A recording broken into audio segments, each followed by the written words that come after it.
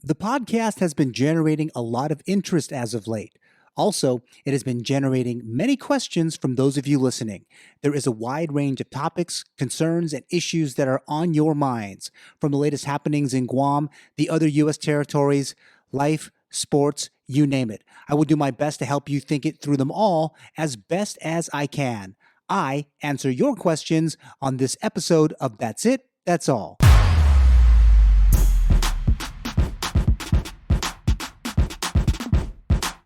You are listening to That's It, That's All with Shawn Gumataotao.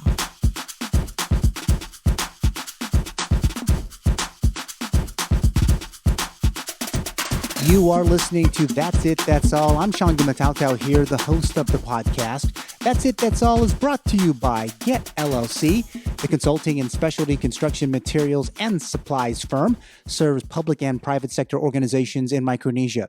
Do you need help with starting a small business? Need advice on making your commercial facilities more energy efficient? Get LLC may have the answer. They can be found on the World Wide Web at get-guam.com. Check out their site and contact them if you need some help today. Hello to those listeners in West Sacramento, California. Also, greetings to those of you listening in Birmingham, Alabama. The listenership is growing with each episode to include those listening in Bellu-le-Loche in central France. Can't forget the listeners across my island home, especially those in the capital city of Hagåtña, especially those in Anigua. Hafaday to you all. Thanks for having That's It, That's All along with you as you go from one end of Paradise, Guam to the other. Remember to download the podcast for your next gym workout, that special road trip, or as part of that screen time on your desktop and or your laptop computers. Plenty using that route to listen to the podcast these days. A big thanks to our friends at redcircle.com in pushing out the podcast on Spotify, Apple Podcasts, Stitcher, and Amazon Music. Also, That's It, That's All can be found on the iHeartRadio app and on Pandora. The podcast is also a part of the KUAM Podcast Network. We are so excited that That's It, That's All is part of an awesome collection of on-demand audio shows originating in Guam and Micronesia from the number one broadcast and digital source of news and information in Guam and Micronesia. Like, subscribe, or follow right now on your favorite podcast app. Busy times in Guam and the Western Pacific, and many of you have questions, all from the different platforms where you find the podcast. Plenty happening in Guam and the region today. I hope you'll find this particular episode informative. I have to say this has been one of those crazy weeks in Paradise, Guam. There is so much to talk about on so many fronts. Let's start with the All Rise Act in Guam. Okay, it is linked to the $600 million Guam is getting under the American Rescue Act plan. It is more money in federal love not seen since the island was devastated by Super Typhoon Pongsonghua back in 2002. Nearly 22 years later, and a pandemic that has devastated Guam and every other corner of the world. The question comes from a listener in Dedido, Guam this past week to my Facebook account. Why can't the governor of Guam just pay out the All Rise Act right now? We can use it. That's a quote and an end quote. Great question. The federal law that pumped in millions of dollars into Guam was clear that the priorities and plans related to the American Rescue Plan Act were to be shared with the entire community. In May, Guam Governor Lou Leon Guerrero laid out her plans for the use of the funds, primarily to shore up resources for the aging Guam Memorial Hospital and the lead agency for the COVID pandemic, the Guam Department of Public Health and Social Services. Now, I read, like many, that a new hospital would be a part of the effort, a logical investment, considering that the less than stellar conditions at Guam's only civilian hospital exist. Not too sure if the All Rise Act was a part of her priority plan, though members of the Guam legislature tried to get that added to our chief executive's list. Well, can the governor pay it out? $800 for single and $1,600 for joint filers to the tune of $30 million? Well, she did not sign the original legislation, letting it lapse into law. An acknowledgement of some sort of issue with the bill that was passed by Guam lawmakers. An executive order aside, the lapsing should have told a much bigger story to senators and the people of Guam for the most part. While the infusion will do much to support residents who remain impacted greatly by the COVID pandemic, the policy wonks at Adelup are not super convinced. If she paid out these funds without some level of accountability, like confirming a village residence, maybe there stands a remote chance of finding out later that those monies could not be used for that purpose. Now, federal regulators are watching closely what states and territories are doing with these funds. Is there really enough input to warrant usage like the All Rise Act?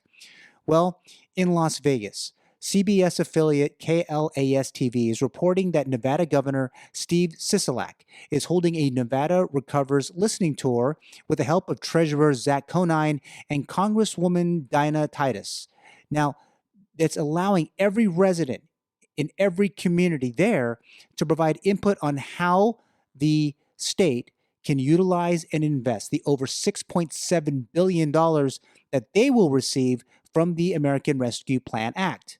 Also, the Meadville Tribune in Pennsylvania is reporting this week that residents in the northeastern town are being urged to attend a special Cambridge Springs Borough Council meeting and provide input on how to spend COVID-19 economic recovery money. Now, the borough there will receive $279,000 from the American Rescue Plan Act in two payments. They have already received the first, $139,000 already, with the remaining half coming in about 12 months.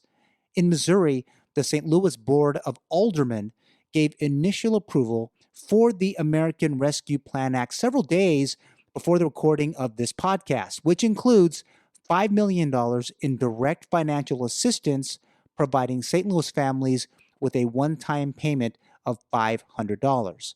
Now, Governor Leon Guerrero may have gotten some input. You had a snafu on the village verification, may have stirred some emotion there. Heck, that same process was used to get federal Stafford Act help after many a natural disaster here. There is a glimmer of hope, though, from the Guam Department of Revenue and Taxation, and they are prepping a process to pay. So, yes, she could pay.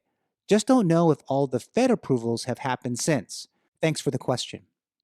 Another question now comes from my or our LinkedIn account. Yes, plenty of listeners finding the podcast through that app. Can you share your thoughts on self-determination? Which status do you support? Thanks for the question. I would choose a status with a closer tie to the United States. In 1898, following the Spanish-American War, Spain ceded Guam along with Puerto Rico and the Philippines to the United States. Historians have written that under the Treaty of Paris, Guam's political status would be determined by the U.S. Congress. 123 years ago, the U.S. assumed the responsibility of helping the people of Guam attain their social, economic, and political development and, by implication, to achieve eventual full self-determination. Now, in 1950, Congress enacted the Organic Act of Guam, granting the people of Guam United States citizenship. Federal law was later passed in 1970 that allowed the people of Guam to vote for their own governor, which was appointed by the presidents spanning 72 years. 1972, Congress. They allowed Guam to have a non-voting delegate seated in the U.S. House of Representatives. Since then, there has been fits and starts to a plebiscite to decide our future. While we wait, my 2 cents. I am a proud American. I'm a very proud Chamorro man. There can be a future that is mutually beneficial for all of us. I will accept the vote of the people of Guam.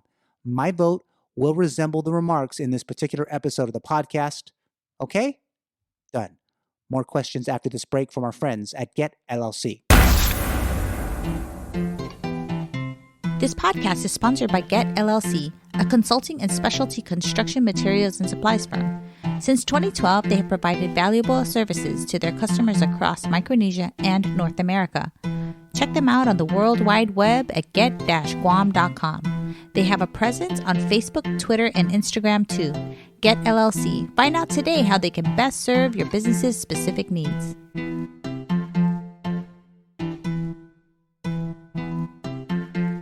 Okay, another question, one that is not too controversial from a listener in Tamuning, Guam. Shawn, I know you are a sports fan, especially a fan of pro wrestling. Who do you think should be given the title of greatest pro wrestler of all time? Okay, great question. Glad the question was not who is the best tag team of all time. Well, maybe for another Shawn Answers Your Questions episode. Okay, I grew up watching pro wrestling from 1975 until, well, today. I'm a big fan of Hulk Hogan and his glory days in the World Wrestling Federation. I'm a big fan of the American Dream, Dusty Rhodes, a global wrestling superstar for nearly 43 years. I'm a big fan of Chief Wahoo McDaniel. He ruled the AWA, that is the American Wrestling Association, in the 1970s. But the greatest of all time, to me, the Nature Boy Ric Flair. A 49-year career in the squared circle. I watched many of his greatest matches on the former superstation WTBS, which, as you guys know now, is TNT for the most part. In a July 26, 2010 article on BleacherReport.com, they asked perhaps the craziest question in a long, long time. The greatest wrestler ever, sorry, this is the title, the greatest wrestler ever, Ric Flair or Kurt Angle? That's the title. The article says that wrestling fans can never agree on this, and I don't need an article to tell me otherwise. I digress.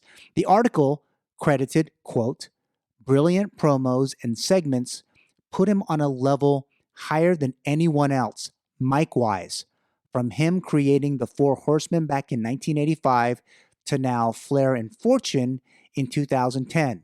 Ric Flair has almost given his entire life to the business, but longevity and killer promos should not be the only reason why Rick is the best ever. Close quote. I would tend to agree. Ric Flair had some crazy battles in the ring with everyone from Randy the Macho Man Savage, Hulk Hogan, Bret Hart, and his longtime in-ring enemy Sting. But you cannot forget Dusty Rhodes and the battles with Tommy Rich too. Kurt Angle? I don't think so. Ric Flair was cocky. His pile driver sent plenty down for the 1, 2, 3. Ric Flair's figure 4? Devastating. He was a champion. 7-time WCW World Heavyweight Champion. 10-time National Wrestling Alliance World Heavyweight Champion. WWF World Champion twice, so no real argument. Even saw the Nature Boy wrestle at the Kaiser Convention Center in Oakland in the late 1990s. Every time he went on the mat, it was so much fun to watch. Now I could go on and on. Thank you so much for the question. We can save the tag team question, I believe, for another time. A question from a longtime friend of mine relative to the ongoing Olympic Games as the podcast is being recorded. Let's see. What is your most memorable moment from an Olympic Games? Okay, a sports question that can be answered with winter or summer games. Let me give you all my most memorable moment first from the Winter Games, 1980. I was a 9-year-old boy, again raised during the Cold War, the huge matchup between the Soviet Union and the United States. I said Soviet Union. I could have said USSR. I had just turned 9, and plenty of friends and family were watching the Lake Placid Games in San Leandro, California, and all over America. It was a crazy night. My biggest memory, the 2-2 tie in the first period. The rest is a bit blurry, including the tying goal. But the eventual winning goal by Mike Ruzioni would forever be etched in my mind. You know that whole thing about, the whole miracles thing? Yes. Now, Summer Games moment. For me, outside of the many times that I watched Carl Lewis win a medal in the 1984 Games, or even the Muhammad Ali firing off of the Olympic cauldron in 1996, I must say that my most memorable moment in the Summer Games was being there in covering the 2000 Olympic Games in Sydney, Australia. So from my arrival to the media village, to the gallivanting around the athletes village, to the main press center at Homebush, to the venues to cover all 6 of Guam athletes at the games, It all became so real at the opening ceremony where I watched all the work to get to the games. It came down to such a surreal moment. Okay, I had covered the micro games. I had covered the mini South Pacific games. I even covered the Pacific games at home. But then 150,000 people in the stands at the Olympic Stadium in Australia, including me, 120,000 athletes on the track infield. The Guam flag was proudly being waved. 21 days of covering the games was great. It was an experience that I don't think it's ever going to happen again. And I really can't watch the games the same way. Well, maybe close now with this new NBC Sports app on my Apple TV. This is not a gratuitous plug for the NBC Sports app or even Apple TV. Watching all the different sports, just like I was in the main press center or from my room at the Media Village. So for these games, equestrian, soccer, team handball, wrestling, baseball, tennis to some extent, all had my attention during the Tokyo Games a year later, but still great, no matter if fans are not allowed in the stadiums and sports venues. This podcast is sponsored by Get LLC, a consulting and specialty construction materials and supplies firm. Since 2012, they have provided valuable services to their customers across Micronesia and North America. Check them out on the World Wide Web at get-guam.com. They have a presence on Facebook, Twitter, and Instagram too. Get LLC. Find out today how they can best serve your business's specific needs.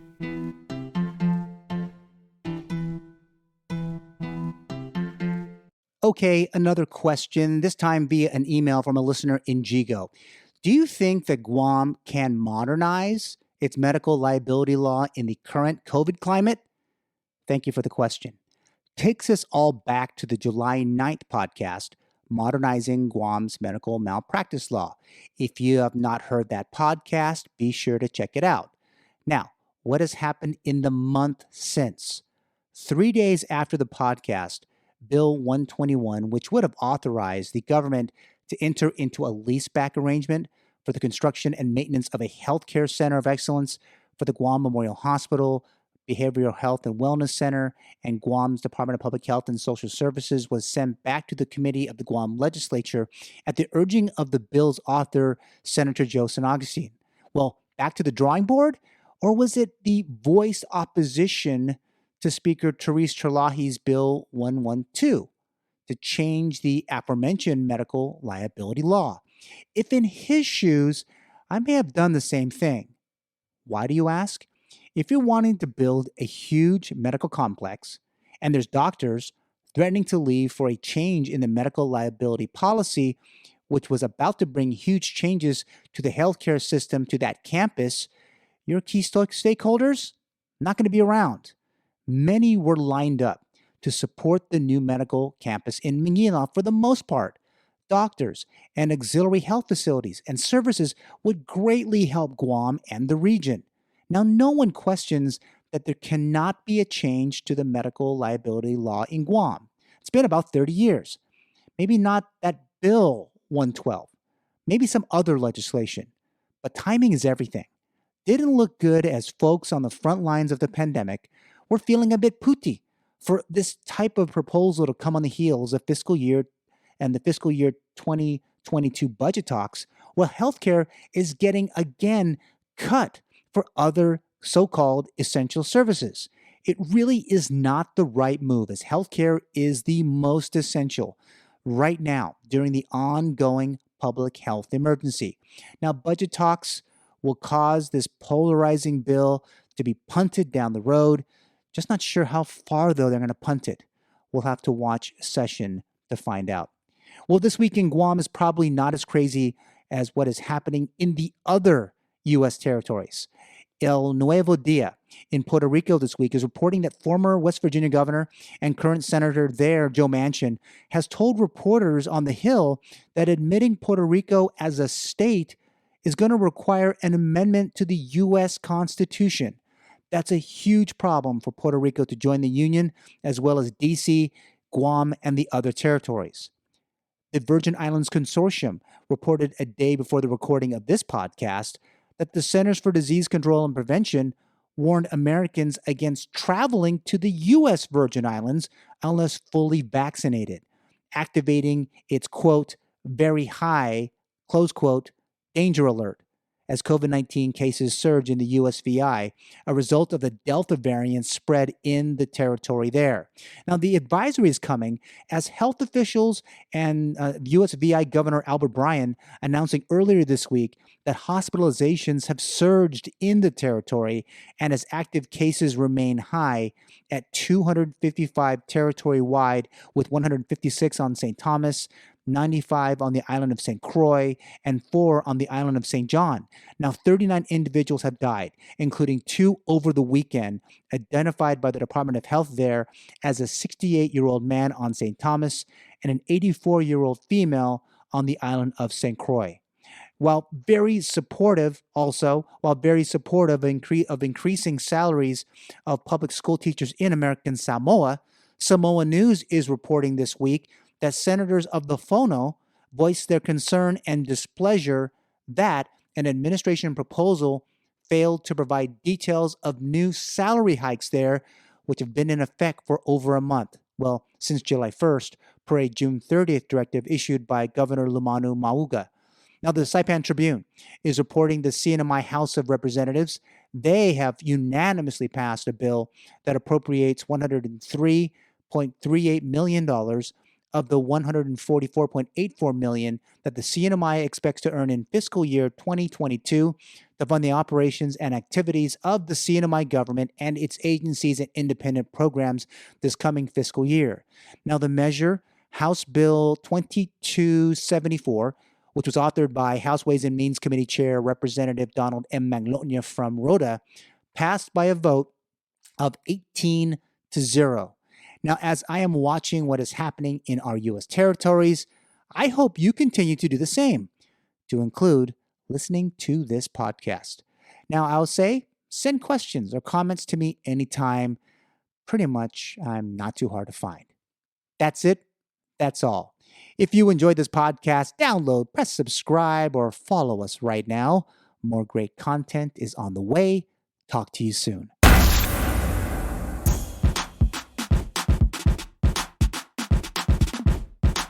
The That's It, That's All podcast is produced by Shawn Gumataotao. Executive producer is Trisha Gumataotao. Hit the subscribe or follow button and leave a review. Thanks for listening.